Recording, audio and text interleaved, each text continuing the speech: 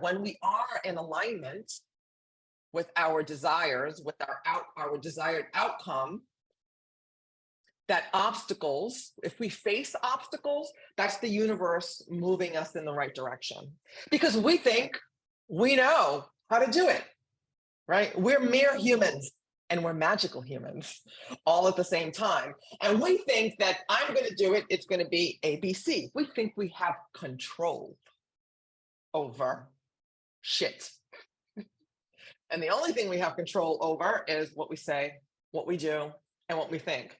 And even not the original, not even the what thoughts that come in, just which thoughts we ride. We have no control over the thoughts that come in. But we can control, no easy task, what thoughts we spend time in. And we think we can control, I'm going to make X amount of money, I'm going to have this kind of business, I'm going to have the relationship and the 2.5 kids and the house and the business and you know, like in all the things. And many people create that.